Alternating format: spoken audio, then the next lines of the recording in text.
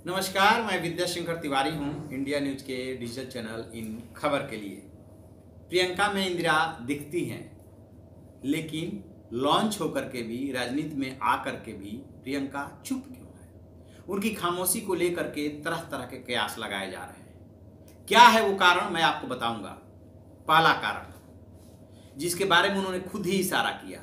दरअसल कांग्रेस ने प्रियंका को लॉन्च तो कर दिया, पूर्वी उत्तर प्रदेश का प्रभार भी दे दिया, महासचिव बना दिया और ये भी कह दिया कि इनका जो क्षेत्र होगा, बेशक जिम्मेदारी पूर्वी उत्तर प्रदेश की दी गई है, लेकिन पूरे भारत में होगा, क्योंकि महासचिव हैं, वो स्टार प्रचारक भी हो सकती हैं चुनाव के दौरान। लेकिन कहीं ना कहीं कांग्रेस को इस बात का डर लग रहा है, कहीं ऐसा ना हो कि जो कांग्रेस अध्यक्ष राहुल गांधी हैं, वो जो है बैक में चले जाए और प्रियंका फ्रंट फुट पे आ जाए, लोगों की लाइकिंग बन जाए। ये डर कांग्रेस के मन में है। जयपुर से लौटने के बाद, जहां पे उनके पति रॉबर्ट वाड्रा से ईडी पूछताछ कर रही है बीकानेर लैंड घोटाले में, वहां से जब वो लौटी तो फिर वो कांग्रेस कार्यकर्ताओं से मिली जुली और रात भर मीटिंग लेती रही। सुबह 5:30 बजे तक मीटिंग चली। एक एक क्षेत्रवार वो कार्यकर्ताओं से मिल रही थी, जानकारी ले रही थी, और जो हाँ संगठन कमजोर है उस पर निराशा भी जाहिर कर रही थी। समय कम है, संगठन को कैसे खड़ा किया जाए। सुबह में जब वो पत्रकारों से रूबरू हुई तो सवाल उठा कि मुकाबला किससे है, तो उन्होंने जो जवाब दिया उसी से पता चल रहा है, उसी से कांग्रेस के हित के बारे में पता चल रहा है कि मोदी का मुकाबला राहुल से है, यानी कि प्रियंका कहीं मुकाबले में नहीं है। आखिरकार प्रियंका को ये बात कहने की जरूरत क्यों पड़ी?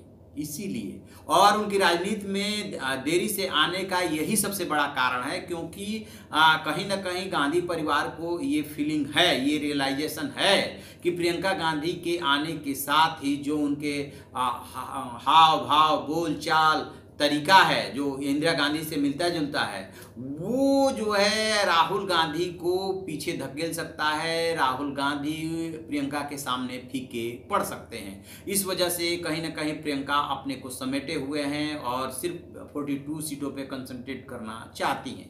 तो एक तो सबसे बड़ा राज और कारण ये है कि वो नहीं चाहती कि ये किसी तरह से कार्यकर्ताओं में, देश में ये संदेश जाए कि अब जो है वो कांग्रेस में बतौर नेता के तौर पे प्रियंका गांधी उभर रही हैं और राहुल गांधी बैकग्राउंड में जा रहे हैं, क्योंकि राहुल गांधी ने अभी 1 साल पहले ही तो कांग्रेस अध्यक्ष पद संभाला है।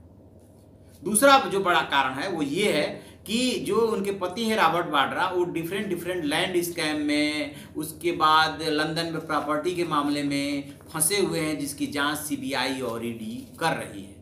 और उसमें जो जानकारी मिल रही है, उस जानकारी के मुताबिक बेशक कांग्रेस चाहे जितना शोर मचाए और बीजेपी पे आरोप लगाया, एक हद तक आरोप सही भी है, मोदी सरकार पे आरोप लगाए हुए एक हद तक आरोप सही भी है कि 4 साल 8 महीने बाद क्यों ये जांच तेज हो रही है, इतने दिन मौका मिला तो जांच क्यों नहीं तेज हुई? कहीं इसका कारण चुनाव तो नहीं है? चुनाव कारण है, लेकिन उससे भी बड़ा कारण जो प्रियंका के चुप्पी का है कि गांधी परिवार ये समझ रहा है कि रॉबर्ट वाड्रा चारों तरफ से घिर चुके हैं, सीबीआई और ईडी के जांच में घिर चुके हैं। चाहे बीकानेर लैंड का मामला हो, चाहे हरियाणा लैंड मामला हो, चाहे लंदन में प्रॉपर्टी का मामला हो, जांच एजेंसियों के पास इस बात के पुख्ता सबूत है कि वो प्रॉपर्टियां रॉबर्ट वाड्रा की हैं। डिफरेंट कंपनियों में पैसा घुमाया गया, फिर उससे उनके लिए प्रॉपर्टी खरीदी गई।